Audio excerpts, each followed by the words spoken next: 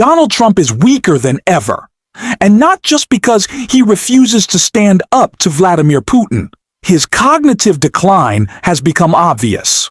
It's why he couldn't handle a one-on-one meeting with Putin, why he struggled to answer questions at a press conference, and why he accidentally revealed details of his secret deal with Putin on a hot mic. We're going to break it all down, including the shocking claim Trump made about that deal. But before we dive in, if you enjoy this content, please leave a like, and if you haven't already, hit subscribe.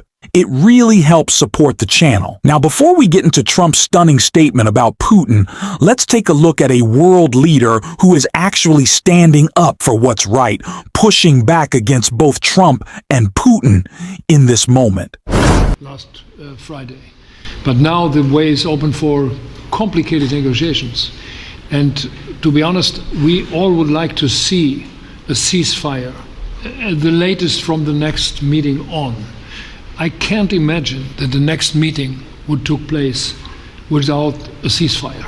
So let's work on that, and let's try to put pressure on Russia, because the credibility of these efforts we are undertaking today, are depending on at least a ceasefire from the beginning of the serious negotiations from next step on. So I would like to emphasize this aspect and would like to see a ceasefire from the next meeting, which should be a trilateral meeting wherever it takes place. Well, we're going to let the president go over and talk to the president, and we'll see how that works out, and if we can do that.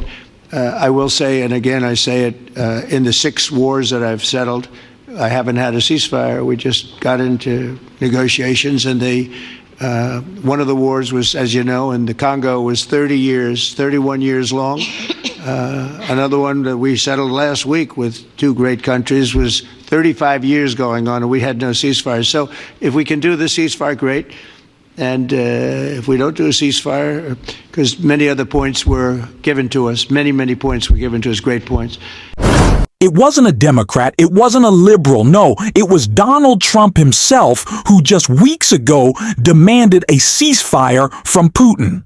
He said, if Putin didn't agree, he'd walk away, stop taking calls, and slap on sanctions. And what happened? Trump completely caved.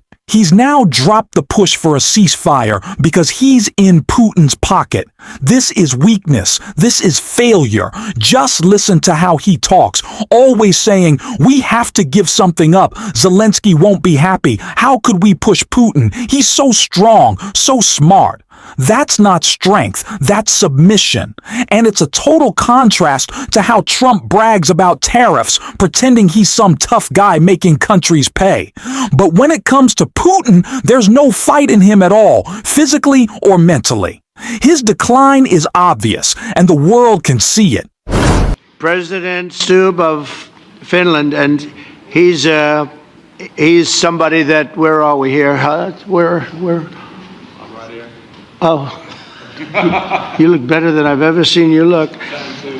But you've done a great job, and we wanted to have you here because Donald Trump was never exactly in the right headspace. Let's be honest, he never had it all together. But now, the decline is undeniable. He doesn't know where he is, who he's with, or what's going on around him half the time. And it all came out when Trump, not realizing he was caught on a hot mic, spilled the beans, exposing the truth about his secret agreement with Putin and why he's so desperate to help him out. It's scary. It's shocking. And I want to show you right here. he wants to make a deal for me. You understand that? As crazy as it sounds. Just sit down.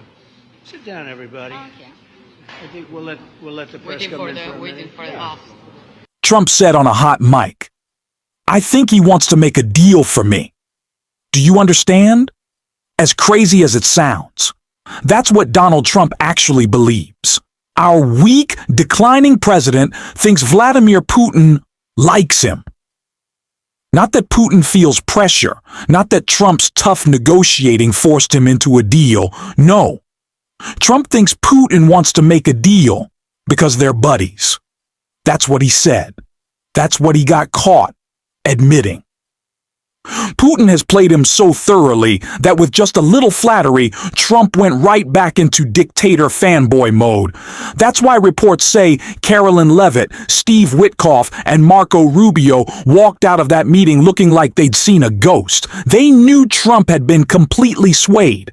Trump has now given up every ounce of leverage, saying Ukraine won't join NATO, saying Crimea is off the table.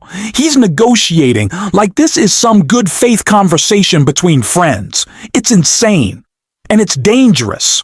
Because while Trump is giving away the cards, Putin is still trying to outlaw mail-in voting, still trying to blow up our elections.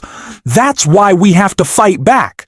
And no one has been pushing harder in that fight than Gavin Newsom, who laid it out in a recent interview that I want to show you right here.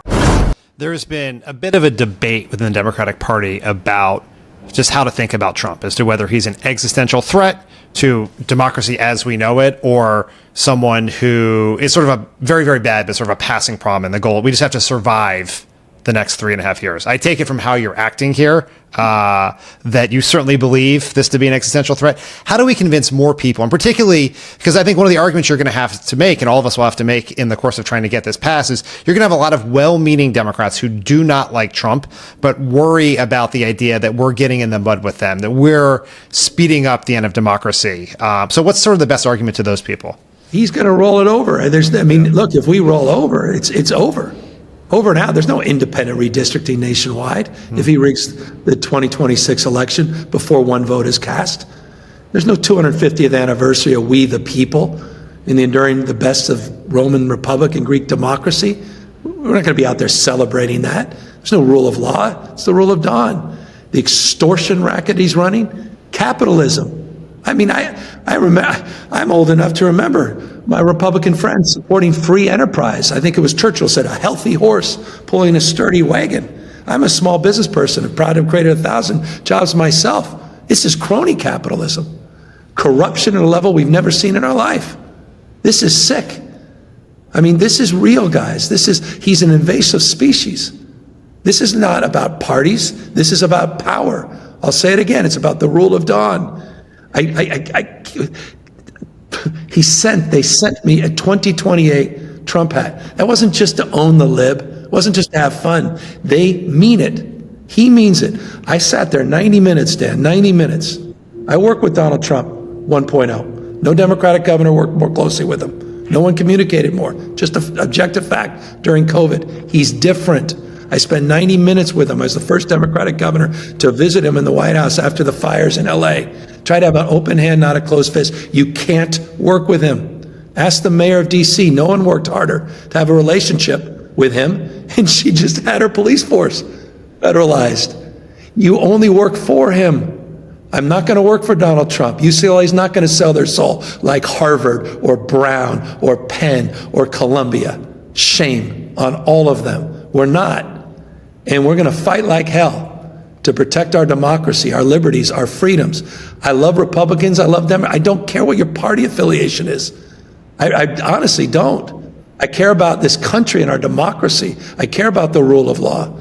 It's all on the line. This is not about redistricting. It's not about the lines that are being drawn on maps. It's the line we have to hold to protect our democracy. This will be a special election. Is there anything else on the statewide ballot, or will this measure be the only thing on the statewide ballot? Yeah, what's nice about this special election, it will coincide in a very in a date that people are very familiar with, November 4th, because it will coincide with a lot of existing municipal elections. So people have reason to come out to vote for many different things. But look, I think at the end of the day, there's going to be a huge turnout in this. I think people are really tuning in and recognize what's at stake. I mean, what more evidence do you need down here in Southern California, where they nationalized, or rather federalized, the National Guard? I'll remind everybody, because they need to be reminded, Donald Trump did not send the military overseas in his first term. He sent 700 active duty Marines. within the United States of America to an American city here in Los Angeles. He just literally threatened to take $1 billion, to extort $1 billion from one of the finest research institutions in the world, UCLA. And let me make this crystal clear to everyone watching and make it crystal clear to the folks at Harvard. We will never, ever sell our soul to Donald Trump. Harvard, I pray you are listening. How could you? Of all institutions on tens of billions of dollars. What the point is your damn endowment if you cannot stand on principle?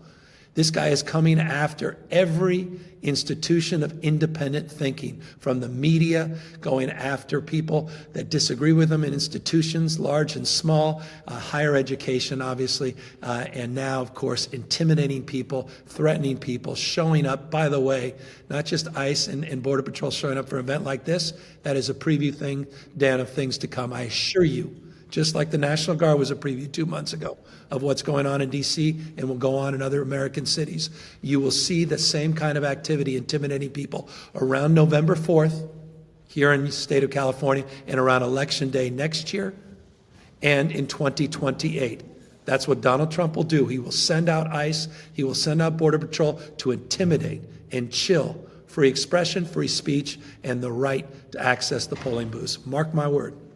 It would be a serious mistake for Democrats not to use this moment to show real strength. Too often, the party is seen as slow or ineffective, focused on statements instead of action. Governor Gavin Newsom, however, is stepping up, taking action, and calling on other leaders like Kathy Hochul, J.B. Pritzker, and Wes Moore to do the same. No more press releases. No more waiting around.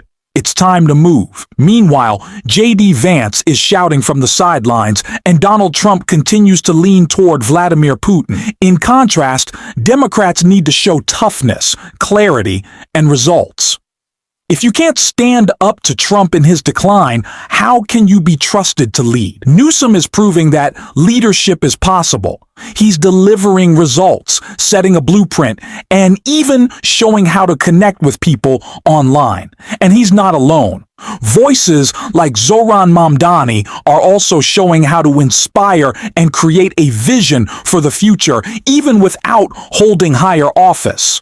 That's the energy we need more of. So if you want to support this work and keep these conversations going, make sure to subscribe, hit the like button, and drop a blue heart in the comments if you made it this far. Until next time, see you soon.